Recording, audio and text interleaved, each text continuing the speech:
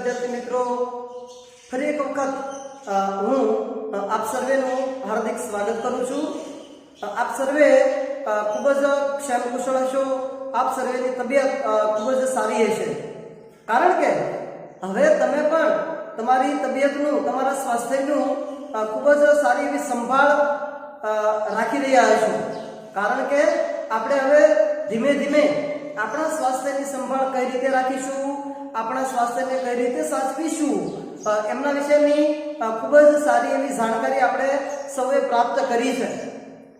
આપણે વાત કરી રહ્યા છીએ આપણે શા માટે માંદા પડીએ છીએ પ્રકરણની, અને આજે આપણે એમના છઠ્ઠા ભાગમાં પહોંચી ગયા છીએ। તો આપ સર્વે આપણા સ્વાસ્થ્ય વિશે ખૂબ જ સારી રીતે વિચાર્યું હશે અને એને અનુસરતા પણ હશો કે ભાઈ મારું સ્વાસ્થ્ય કઈ રીતે સારું રહે। અગાઉ આપણે પાંચમા ભાગની અંદર જે ચર્ચા કરી એમની થોડીક હાઇલાઇટ આપણે જોઈ લઈએ કે પાંચમા ભાગની અંદર આપણે કઈ બાબતોનો અભ્યાસ કર્યો હતો। તો મિત્રો આપણે એ પાંચમા ભાગની અંદર અભ્યાસ કર્યો હતો રોગના ફેલાવાનો, કે રોગનો ફેલાવો છે એ કેવા કેવા માધ્યમો દ્વારા થાય છે। એમની અંદર આપણે ચર્ચા કરી હતી કે રોગનો ફેલાવો જે છે એ પાણી દ્વારા થાય છે, હવા દ્વારા થાય છે, એકબીજાના સ્પર્શ દ્વારા થાય છે, જાતીય સમાગમ દ્વારા પણ એમનો ફેલાવો થાય છે, પ્રાણીઓ દ્વારા પણ એનો ફેલાવો થાય છે, અને વિવિધ પ્રકારના સૂક્ષ્મજીવો દ્વારા પણ આ રોગોનો ફેલાવો થતો હોય છે। એમના વિશેની ચર્ચા કરી હતી। ત્યારબાદ એમની અંદર આપણે વાત કરી હતી કે ભાઈ આ રોગનો ફેલાવો કરતા જે સૂક્ષ્મજીવો છે એ સૂક્ષ્મજીવો કેવા કેવા પ્રકારના રોગોનો ફેલાવો કરે છે। દાખલા તરીકે એમની અંદર આપણે વાત કરી છે સૂક્ષ્મજીવ તરીકે મચ્છરની વાત કરીએ તો મચ્છર જે છે, દાખલા તરીકે માદા એનોફિલિસ મચ્છર એ કયા રોગ માટે જવાબદાર છે, તો કે મેલેરિયા માટે જવાબદાર છે। એડિસ મચ્છર છે એ ડેન્ગ્યુ માટે જવાબદાર છે। આ ઉપરાંત મેલેરિયા માટે જવાબદાર પ્રજીવની વાત કરી હતી, પરોપજીવી પ્રજીવ તરીકે પ્લાઝ્મોડિયમ વાઇવેક્સ અને પ્લાઝ્મોડિયમ ફાલ્સીપેરમ એમના વિશેની વાત કરી હતી। ટીબી વિશે વાત કરી હતી કે ટીબી જે બેક્ટેરિયાથી થાય છે, માઇક્રોબેક્ટેરિયમ ટ્યુબરક્યુલોસિસ, એમના વિશેની ચર્ચા કરી હતી। ત્યારબાદ અન્ય પણ રોગો જેવા કે ટાઇફોઇડ, સાલ્મોનેલા ટાઇફી બેક્ટેરિયાથી થાય છે, એમના વિશેની આપણે ચર્ચા કરી હતી। એડ્સ વિશે પણ વાત કરી હતી કે જે એચઆઈવી વાયરસ જે છે એમના કારણે આપણને જે એડ્સ થાય છે, બરાબર, એની સંપૂર્ણ સમજ આપણે ભાગ નંબર 5 ની અંદર ચર્ચા કરી હતી। તો ભાગ નંબર 5 આપણે સર્વે ખૂબ જ સારી રીતે નિહાળ્યો હશે અને એમની સંપૂર્ણ સમજ આપણને પ્રાપ્ત થઈ હશે। તો એમના વિશેની ચર્ચાઓ છે એ આપણે ભાગ નંબર 5 માં કરી હતી। હવે આજે આપણે ભાગ નંબર 6 ની અંદર જે ચર્ચા કરવાના છીએ એમની થોડીક સમજૂતી મેળવી લઈએ। આજનો મુદ્દો પણ આપણે બધાએ ખૂબ જ અમલમાં મૂકવાય એવો છે, અન્યને આપણે કહી પણ શકીએ એવા પ્રકારનો મુદ્દો છે। એટલે આખા લેક્ચરને આપણે બધા છે એ ખૂબ જ શાંતિથી ધ્યાનપૂર્વક અભ્યાસ કરીશું તો આપણને એમનો ફાયદો છે એ મળશે। તો આજે આપણે વાત કરવાની છે રોગના ઉપચારના સિદ્ધાંતો, કે હવે માની લો કે કોઈ પણ સૂક્ષ્મજીવો દ્વારા કે અન્ય કોઈ પણ માધ્યમ દ્વારા આપણને રોગ તો થાય છે, પણ એ રોગના ઉપચાર માટે આપણે શું કરવું જોઈએ એમના વિશેની ચર્ચા આપણે છે કરવાની છે। તો આ ચર્ચા કરતા પહેલા હું તમને સર્વેને એક સવાલ પૂછવા માંગુ છું। માની લો કે આપણે જ્યારે બીમાર પડીએ છીએ ત્યારે આપણા માતા પિતા છે એ આપણી બીમારીને લઈને શું ચિંતા કરે છે, વિચારો। માની લો કે આપણને તાવ આવે છે અને આપણા માતા પિતાને ખબર પડી કે ભાઈ મારા દીકરાને છે તાવ આવે છે, તો આપણા માતા પિતા આપણા સ્વાસ્થ્ય માટે, આપણી બીમારી માટે કેવા પગલાઓ હાથ ધરે છે, વિચારો। તો એમની અંદર આપણે એવા વિચારો આવ્યા હશે કે ઘણી વખત આપણને સામાન્ય તાવ આવ્યો હોય તો ડોક્ટર પાસે જતા પહેલા જ આપણને છે તાવ આવ્યો હોય તો મીઠાના પોતા મૂકે છે કે જેથી કરીને તાવ છે એમાંથી મટી જાય। બરાબર છે ને, શરદી ઉધરસ થઈ હોય તો એમની અંદર છે હળદર વાળું પાણી પણ આપણને પાય છે. ત્યારબાદ પેટનો દુખાવો હોય તો સામાન્ય આ ઘરેલું ઉપચાર છે હો બધા, કે એની અંદર હિંગ જે છે બરાબર, જેને આપણી ભાષામાં વઘાણી કહીએ છીએ, તો એ પણ આપણને પાય છે. અન્ય પણ ઘણા ઘરેલું ઉપચાર છે એ આપણા માતા પિતા કરે છે. આ ઉપરાંત જો વધારે પડતી ગંભીર બીમારી હોય અને તાત્કાલિક સાજી ન થતી હોય, એટલે કે તાવ છે એ એક દિવસ તો ઉપચાર કર્યો પણ એમ છતાંય સારો ન થાય, તો આપણને શું કરે છે, જે તે દવાખાના અથવા તો હોસ્પિટલની અંદર લઈ જાય છે અને ડોક્ટરની યોગ્ય સલાહ અને સૂચનો સાથે આપણી સારવાર છે એ કરે છે. તો આમના વિશેની આપણને સર્વેને ખ્યાલ છે. તો આ બે ઉપચાર એને છે એ આપણા રોગના ઉપચાર માટે છે એ અપનાવ્યા છે. તો વિદ્યાર્થી મિત્રો, એ બે સવાલો વિશેની આપણને હવે ખ્યાલ આવી ગયો છે.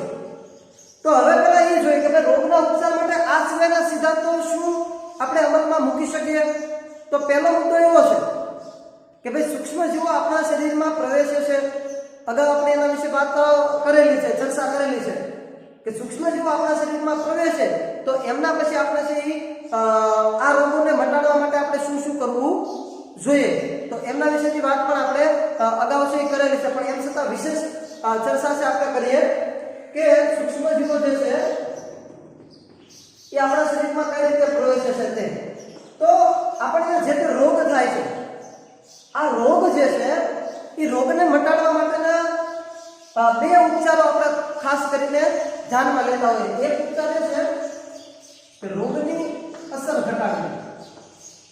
શું છે? રોગની અસર ઘટાડવી. અને બીજો ઉપચાર એ છે કે રોગ થવાના કારણનો નાશ કરવો. રોગ થવાના કારણનો નાશ કરવો. તો આ બે ઉપાય આપણે છે મોટા ભાગે ધ્યાનમાં લેવા. રોગની અસર ઘટાડવી એટલે શું? તો કે આપણને જે તે રોગ થયો હોય એ રોગ થયા પછી આપણે એની અસર ઘટાડવા માટે કેવા કેવા ઉપાયોને હાથ ધરીએ છીએ તે. કેવા કેવા ઉપાયોનો હાથ ધરીએ છીએ રોગ થયા પછી? તો હમણાં આપણે ચર્ચા કરી કે એક તો દવા અથવા તો ઔષધિ દ્વારા આપણે છે એ જે તે રોગને મટાડવાનો પ્રયાસ કરીએ છીએ.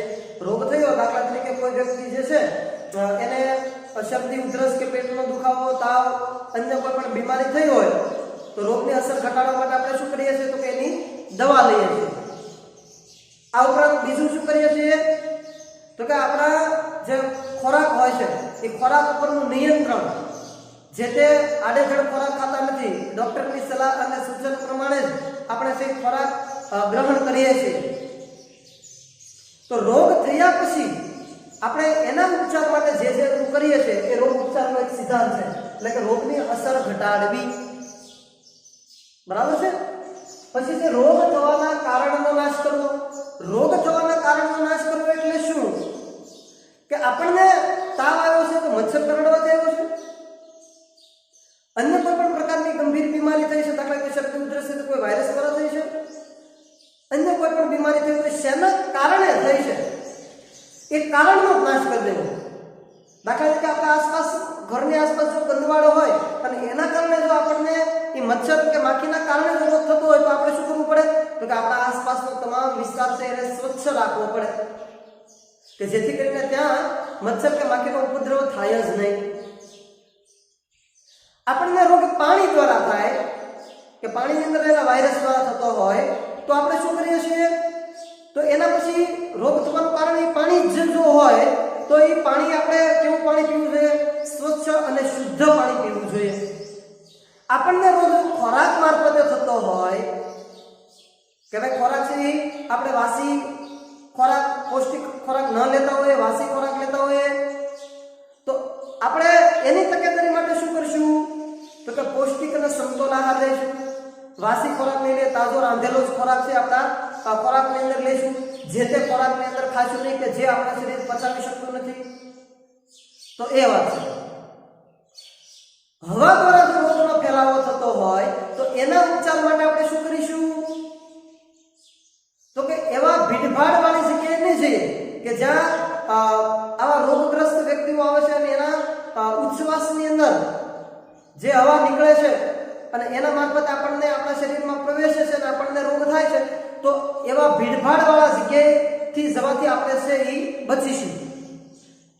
તો આપણે હવા દ્વારા ફેલાતા રોગોનું નિયંત્રણ છે એ લાવી શકીશું. કોઈ પ્રાણીઓ દ્વારા જો રોગનો ફેલાવો થતો હોય, દાખલા તરીકે કોઈ હડકાયું કૂતરું હોય અને એ હડકાયું કૂતરું જે તે વ્યક્તિને કરડે તો એના કારણે નુકસાન થતું હોય, તો આપણે એ કૂતરા પાસે નહીં જઈએ. અન્ય કોઈ પ્રાણીઓથી એને સ્પર્શ કરવાથી પણ આપણને જો જે તે રોગ થવાની સંભાવના હોય તો આપણે એને સ્પર્શ કરીશું નહીં. તો રોગ થવાના વિવિધ કારણો છે.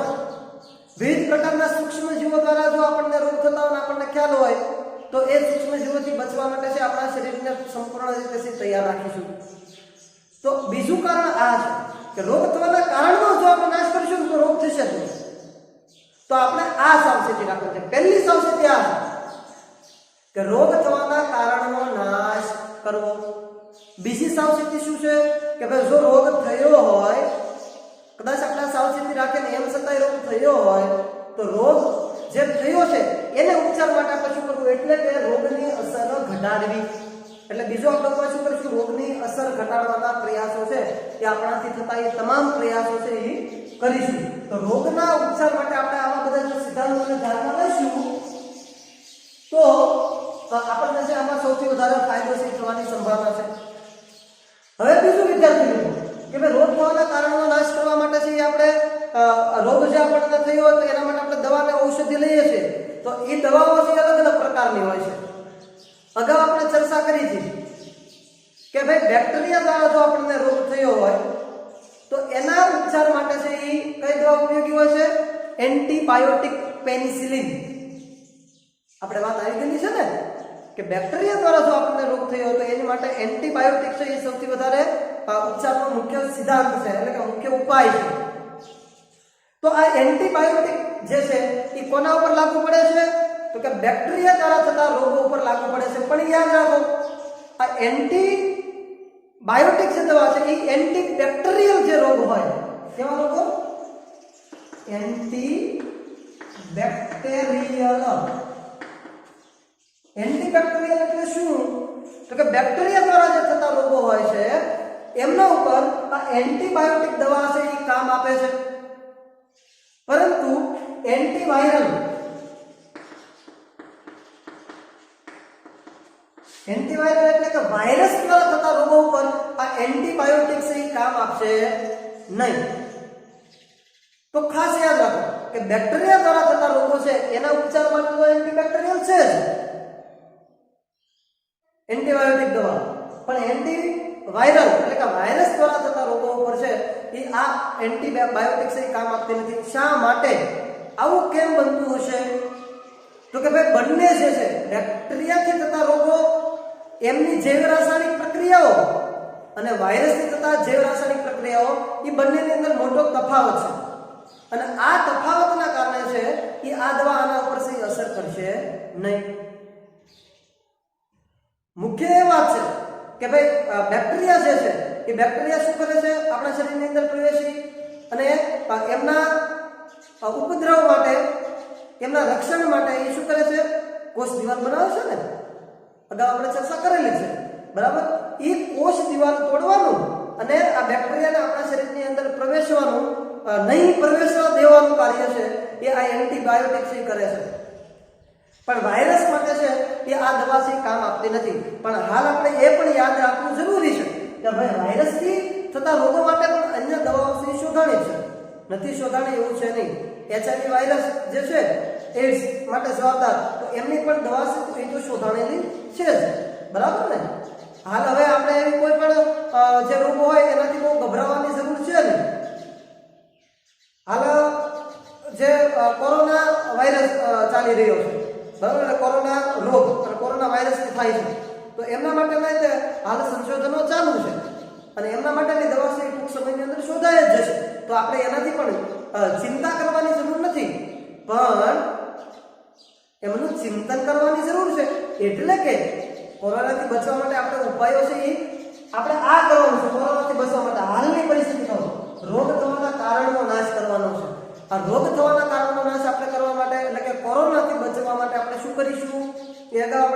ચર્ચા કરી છે, એમ છતાંય ફરી વખત આપણે કરવી જરૂરી છે.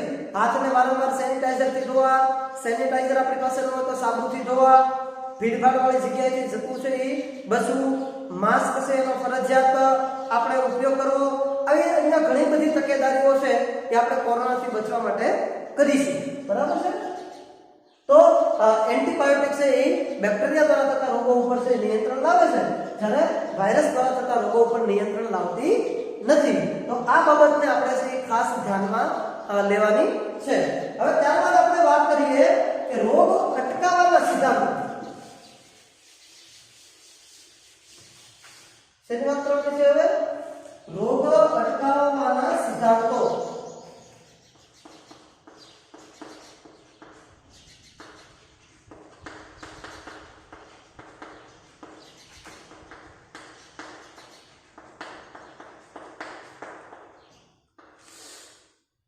રોગ અટકાવવાના સિદ્ધાંતો કે ભાઈ રોગ જે આપણે અટકાવવો હોય તો એના માટે આપણે કયા કયા સિદ્ધાંતોને ધ્યાનમાં લઈશું તો આપણે રોગો છે એને અટકાવી શકીશું, એમના વિશેની ચર્ચા છે હવે આપણે કરીશું. તો મિત્રો આપણે અગાઉ ચર્ચા કરેલી છે કે ભાઈ રોગના ફેલાવાના આધારે એના બે પ્રકાર છે, સંસર્ગજન્ય અને બિન સંસર્ગજન્ય. એટલે કેવા રોગો? સંસર્ગજન્ય એટલે કેવા રોગો? ચેપી રોગો. અને બિન સંસર્ગજન્ય એટલે બિન ચેપી રોગો. તો આ બંને રોગોને અટકાવવાના સિદ્ધાંતો, તો એમાં હાલ આપણે વાત કરી રહ્યા છે કે ભાઈ જે સંસર્ગજન્ય જે રોગ છે ને ખાસ કરીને, એટલે કે જે ચેપી રોગો, એ ચેપી રોગો અટકાવવા માટેની 3 મર્યાદા છે. યાદ રાખો, સંસર્ગજન્ય રોગો અટકાવવાની 3 મર્યાદા.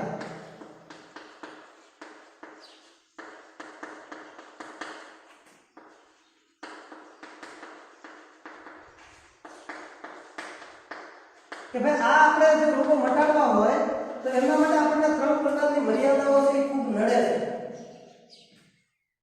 એક એની મર્યાદા એવી છે કે જે તે વ્યક્તિને જે રોગ થયો હોય ને, આપણે કોઈ પણ વ્યક્તિને જો ચેપી રોગ થયો હોય ને તો એ ચેપી રોગ થી તાત્કાલિક અન્ય તંદુરસ્ત વ્યક્તિની અંદર છે એ ફેલાઈ જાય છે.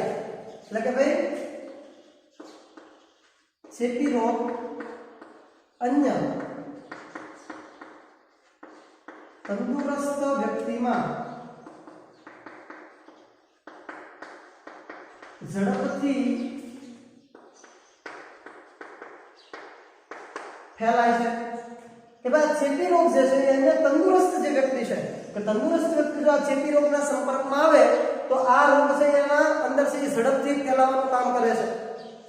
દાખલા તરીકે મેં તમને કીધું કે ભીડભાડ વાળી જગ્યાની અંદર આપણે જ્યારે જઈએ ત્યારે ખાસ કરીને આ ચેપી રોગો છે એ વધારે થવાની સંભાવના રહેલી છે. શરદી ઉધરસ જેવા રોગો છે એ તાત્કાલિક ઝડપથી ફેલાઈ જાય છે. તો આ એક બહુ મોટી મર્યાદા છે કે ભાઈ ચેપી રોગો છે એના તંદુરસ્ત વ્યક્તિની અંદર ઝડપથી ફેલાય છે. એના કારણે આ રોગોનો ફેલાવો છે એ ઝડપથી થાય છે.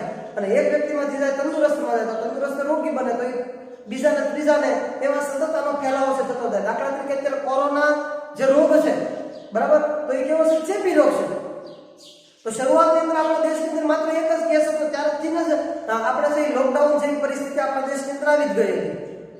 પણ એમ છતાંય લોકોની બિન જાગૃતતા, લોકો બરાબર સમજ્યા નહીં અને આ પરિસ્થિતિ હાલ કેવી બની ગઈ? ગંભીર બની ગઈ. કેમ કે એક જે વ્યક્તિ હતો એનો ચેપ અન્યને એમ કરીને હાલ આપણા દેશમાં લાખોની સંખ્યાની અંદર આ કોરોનાગ્રસ્ત દર્દીઓ છે બની ગયા. તો ચેપી રોગની એ મર્યાદા છે કે તાત્કાલિક મટતી નથી. ત્યારબાદ બીજી મર્યાદા છે કે એકવાર જો આપણે બીમાર પડીએ ના રોગમાં,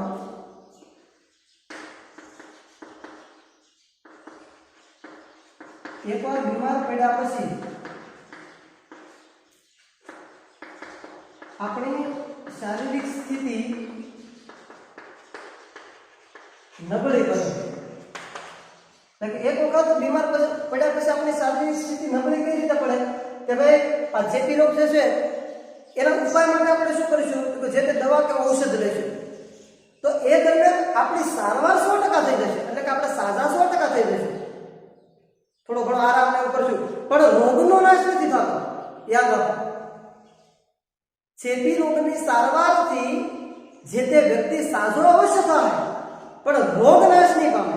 રોગ નાશ નહીં પામે એટલે શું? દાખલા તરીકે કોરોના જે છે એ ઘણા બધા લોકોને થયો તો ઘણા બધા લોકો સાજા થઈ ગયા ને સાજા, પણ કોરોના રોગ મુક્ત થયો? કોરોના રોગથી આખો દેશ મુક્ત થયો નહીં ને. રોગનો નાશ થયો નથી, પણ માત્ર જે તે વ્યક્તિ સ્વસ્થ થઈ છે. બરાબર છે. અને ત્રીજી અને એક પ્રકારની આપણે મર્યાદા કહી શકીએ કે આ ચેપી રોગ જે તે વ્યક્તિનો થયો હોય ને એ વ્યક્તિને છે ને લાંબો સમય પથારીમાં રહેવું પડે. લાંબો સમય પથારીમાં રહેવું પડે. લાંબો સમય પથારીમાં રહેવું પડે એટલે શું કે ભાઈ ચેપગ્રસ્ત જે વ્યક્તિ હોય એને તાત્કાલિક સારવાર છે કરવી થોડી મુશ્કેલ છે. એટલે કે તાત્કાલિક સાજા થતા નથી અને એના કારણે એની બીમારીના કારણે એને છે પથારીમાં લાંબો સમય સુધી રહેવું પડે છે. કોરોનાગ્રસ્ત જે વ્યક્તિ હોય અત્યારનું ઉદાહરણ લેટેસ્ટ લઈએ આપણે, બરાબર ને, તો એ વ્યક્તિ જે તે કોરોના થયો હોય તો એમની ઓછામાં ઓછી 10 થી 15 દિવસ સુધી સારવાર ચાલે. એટલે એ દરમિયાન તો એમને શું કરવું પડે? પથારીમાં રહેવું પડે.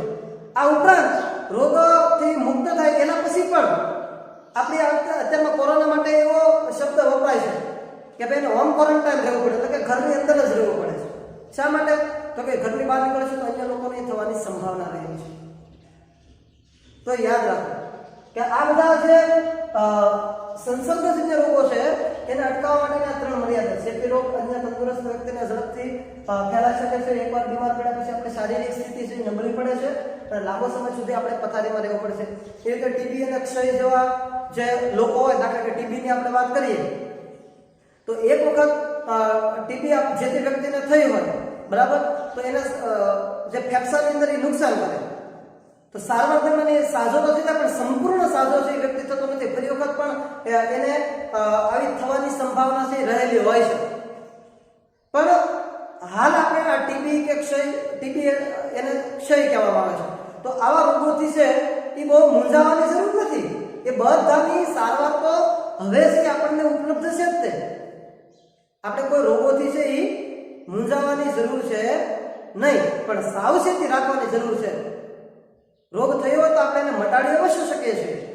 તો મિત્રો, હું તમારી સમક્ષ એક એવો વિડીયો મૂકવા માંગુ છું, દાખલા ખાસ કરીને ટીબી ક્ષય, બરાબર. તો ટીબી જે છે એ રોગ આપણને કઈ રીતે થાય છે, આ ટીબી રોગ જે છે એને આપણે કઈ રીતે મટાડી શકીએ છીએ, એના ઉપચારના સિદ્ધાંતો કેવા છે, તો એને આપણે વિડીયો દ્વારા નિહાળીશું તો આપણને બધાને સારી રીતે સમજાય છે કે ભાઈ આ ટીબી એક માધ્યમ દ્વારા તમે એક રોગથી સમજો. આ રીતે તમામ રોગો જે છે એના કોઈ ને કોઈ ઉપાયો તો છે જ, બરાબર. તો આપણે હાલ આપણે જે ટીબી રોગ વિશે જે આપણને થાય છે તો એના ઉપચારના સિદ્ધાંતો અને એને સારવાર કઈ રીતે થાય છે એના વિશેની સમજૂતી આ સરસ મજાના વિડીયો દ્વારા મેળવીએ.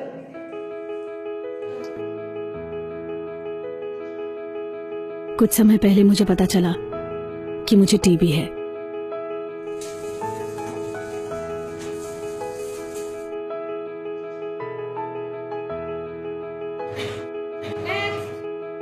जब आपको कोई ऐसी बीमारी होती है जिसका नाम सुनते ही लोग घबराते हैं, आप सोचने लगते हैं कि आपकी जिंदगी कभी पहले जैसी रहेगी या नहीं. इंडिया से ज्यादा टीबी के मरीज दुनिया के और किसी भी देश में नहीं हैं.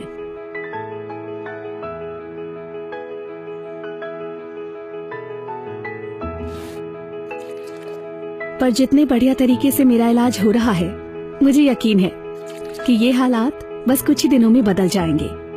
जब डॉक्टरों ने बताया कि मुझे टीबी है, मुझे साथ ही साथ इस बीमारी के बारे में सब कुछ समझाया.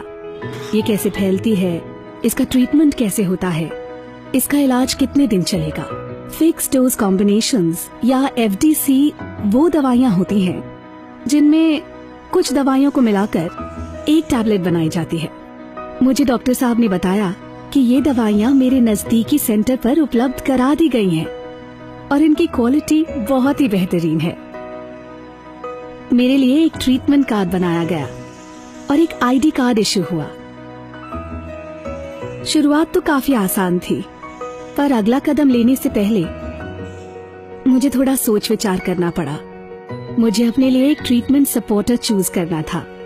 ये एक ऐसा व्यक्ति होता है जो आपको दवाई देने की पूरी जिम्मेदारी लेता है। अब मैं तो काम पे जाती हूँ। मुझे अपनी दवाइयाँ लेने का सबसे सुविधाजनक तरीका ढूंढना था। डॉक्टर साहब ने बताया कि मैं किसी को भी अपना इलाज सहयोगी बना सकती हूँ, दोस्त, घर वाले, पड़ोसी, किसी को भी। बस मैंने अपना सहयोगी चुना और जो मेरे घर के पास टीबी यूनिट है, वहाँ से ट्रीटमेंट सुपरवाइजर मेरे घर आ गए।